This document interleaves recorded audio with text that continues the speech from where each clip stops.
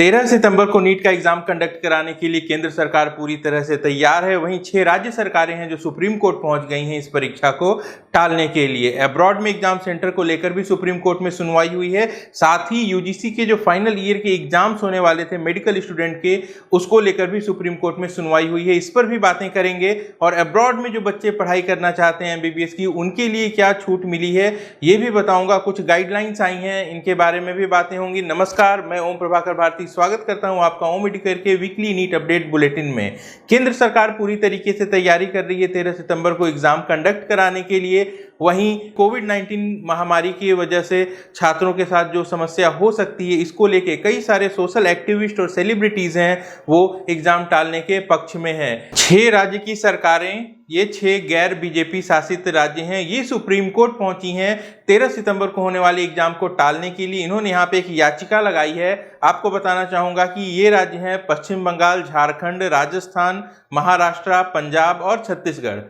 ये इन्होंने याचिका लगाई है। ये कोई नई याचिका नहीं है, ये बेसिकली एक रिव्यू पिटीशन है। 17 अगस्त को जो सुप्रीम कोर्ट का फैसला आया था कि एग्जाम तय तिथि को ही होगा, यानी कि 13 सितंबर को ही होगा, इसके लिए रिव्यू पिटीशन डाला गया है। पुनर्विचार याचिका है। सुप्रीम कोर्ट से यह आग्रह किया गया है कि आप अपने फैसले पर पुनः विचार करें और एग्जाम को टाल दिया जाए। ऐसे में आने वाले समय में ये पता चलेगा कि सुप्रीम कोर्ट इस पर क्या डिसीजन देता है, लेकिन आमतौर पर ऐसा कम ही होता है कि सुप्रीम कोर्ट अपने किसी डिसीजन को विचार करते समय बदल दे। परीक्षा की तिथि नजदीक आती जा रही है, साथ ही ये विवाद भी बढ़ता जा रहा है होने और नहीं होने का। छात्र भी 2 हिस्सों में बंट चुके हैं। एक वर्ग ऐसा है जो चाहता है कि जल्दी से एग्जाम हो जाए और वो डिप्रेशन से बाहर आ सकें, बार बार एग्जाम के टलने के कारण जो डिप्रेशन होता है। वहीं एक दूसरा वर्ग ऐसा भी है जो कोविड-19 की महामारी को लेकर चिंतित है। और इन सब के पीछे जो सबसे बड़ी हकीकत है वो ये है कि दोनों ही परिस्थिति में नुकसान छात्रों का होना है। एक और हकीकत है कि कई लोग यहाँ पे ऐसे भी हैं जो अपना राजनीतिक हित साधने के लिए छात्रों की हित की बात कर रहे हैं। वहीं एक बड़ी हकीकत यह भी है कि एक भी स्टूडेंट ऐसा नहीं है जो नीट एग्जाम या जेईई एग्जाम का कैंसिलेशन चाहता हो, स्थगन चाहता हो। हर कोई ये चाहता है कि उनको समय मिले ताकि जो परिस्थितियां हैं वो सुधर सकें और उनका रिस्क फैक्टर कम हो जाए। जो सबसे बड़ी दिक्कत यहाँ पे दिखाई दे रही है वो ट्रांसपोर्टेशन की है। कई सारे छात्र ऐसे हैं जिनका नियरेस्ट सेंटर जो है वो 100, 200, 500 किलोमीटर तक भी है। यहाँ पे उनके लिए यातायात की दिक्कत है और साथ ही बहुत दूर से अगर ट्रैवल करके आ रहे हैं तो आपको ठहरने की जो दिक्कत होगी, ये भी समस्याएं हैं। कई सारे सोशल एक्टिविस्ट छात्रों के समर्थन में बातें कर रहे हैं, वो सचमुच छात्रों का हित चाहते हैं। सोनू सूद जो कि काफ़ी ज़्यादा चर्चा में रहे थे, लौटते हुए प्रवासी मजदूरों के लिए उन्होंने काफ़ी ज़्यादा सहायता की थी। अभी उन्होंने भी ट्वीट करके छात्रों से ये अपील की है कि अगर उन्हें ज़रूरत हो, एग्ज़ाम सेंटर तक पहुंचने में परेशानी हो, तो वो उनकी मदद ले सकते हैं। एक्टर सोनू सूद का ये प्रयास सराहनीय है। साथ ही ये प्रेरणा है कि एक व्यक्ति अगर व्यक्तिगत रूप से इतने लोगों की सहायता कर सकता है तो जो सरकारें हैं, चाहे वो केंद्र सरकार हो या फिर राज्य सरकार हो, वो कहीं ज़्यादा सक्षम हैं। कुल मिला के देखा जाए तो छात्र एग्जाम के लिए तैयार हैं। असुविधा जो है वो ट्रांसपोर्टेशन की ही है। सरकार अगर चाहे तो इसका समाधान आसानी से निकाल सकती है। कुछ सुझाव मेरे हैं, आपसे शेयर करता हूं। राज्य के जो सीएम हैं, परिवहन सेवा का वो उपयोग कर सकते हैं। वो अपने जिले के सभी डीसी को निर्देशित करेंगे। डीसी जो है वो अरेंजमेंट करेंगे, उनके क्षेत्र में जितने भी पॉपुलेटेड एरिया हैं वहाँ पे अलग अलग पिकअप पॉइंट बना दिया जाए और इसकी जानकारी छात्रों को एसएमएस के माध्यम से या फिर न्यूज़पेपर के माध्यम से दे दी जाए। ऐसे में एक समय निश्चित होगा जहाँ पे बसेस आएंगी, छात्र उनका प्रयोग करके अपने अपने सेंटर तक पहुँच जाएंगे और एग्ज़ाम कंप्लीट कराने के बाद उन्हें वापस भी ड्रॉप कर दिया जाएगा। मुझे नहीं लगता कि अगर एक एक डीसी अपने क्षेत्र को अच्छे तरीके से मैनेज कर लें तो एक भी छात्र को यहाँ पे परेशानी होने की संभावना होगी।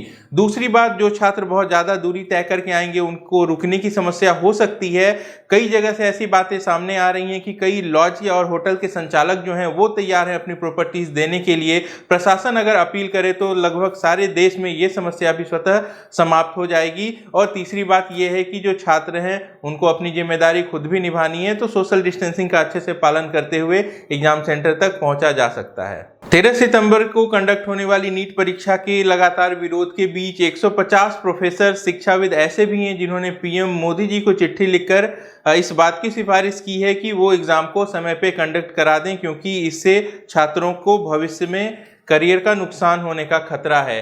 देखते हैं आने वाले समय में क्या होता है। आप लोगों से मैं निवेदन करता हूं कि जो चीज़ें चल रही हैं इसे एक तरफ चलने दें और अपनी तैयारी पूरी रखें, ताकि अगर 13 सितंबर को भी एग्जाम देना पड़े तो आपको व्यक्तिगत रूप से ज़्यादा नुकसान न हो। मेडिकल की पढ़ाई कर रहे छात्रों के एग्जामिनेशन का मुद्दा भी सुप्रीम कोर्ट में था, जिस पे सुनवाई चल रही थी। यूजीसी की गाइडलाइन थी कि सितंबर में ही एग्जाम कंडक्ट कराना है, जिसे कुछ छात्रों ने चैलेंज किया था। इस मामले पे सुनवाई करते हुए सुप्रीम कोर्ट ने आज यूजीसी के डिसीजन को ही बरकरार रखा है और इस मुताबिक सितंबर में ही फाइनल ईयर के एग्जाम्स होने हैं। एक खास बात यह है कि यूजीसी को यह भी निर्देशित किया गया है कि अगर कोई राज्य सरकार अपने यहाँ पे आपदा प्रबंधन के अंतर्गत अगर डेट बढ़ाने की मांग करें तो यूजीसी इस पे विचार करे।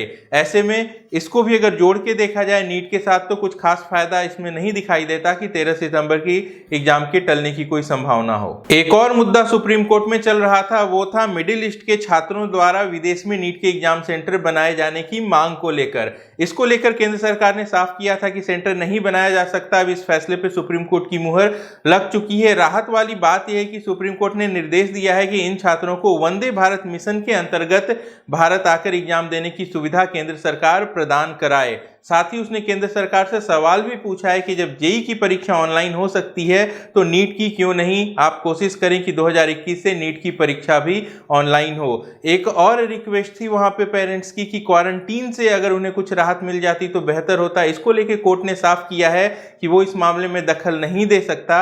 ये इस पैंडेमिक को कंट्रोल करने के लिए एक जरूरी चीज है, तो आप इसके लिए चाहें तो अपने स्थानीय प्रशासन से बात कर सकते हैं। इस तरीके से ये एक सॉल्यूशन निकलकर सामने आया है कि जो भी छात्र विदेशों में हैं वो भारत सरकार की जो विशेष स्कीम चल रही है वंदे भारत, जिसमें बाहर फंसे हुए लोगों को भारत आने की सुविधा थी, उसी का लाभ उठाकर वो एग्जाम के लिए इंडिया आ सकते हैं। हर वर्ष हमारे देश से हजारों स्टूडेंट ऐसे होते हैं जो पैसे के अभाव में विदेश का रुख करते हैं, अब्रॉड से वो एमबीबीएस की पढ़ाई करते हैं। इस वर्ष उन्हें खासी दिक्कत का सामना करना पड़ रहा है, क्योंकि कई सारे कॉलेजेस विदेश के ऐसे हैं जहां पे जो एडमिशन की डेडलाइंस हैं वो खत्म होने वाली हैं और जो जरूरी प्रक्रिया है एडमिशन की उसमें नीट के स्कोर की ज़रूरत होती है, तभी एनओसी सर्टिफिकेट मिलता है हमारी भारत सरकार की तरफ से और बच्चा जाके पढ़ाई कर सकता है। ये मामला भी हाई कोर्ट पहुंचा था तो यहाँ से भी छात्रों को राहत मिली है।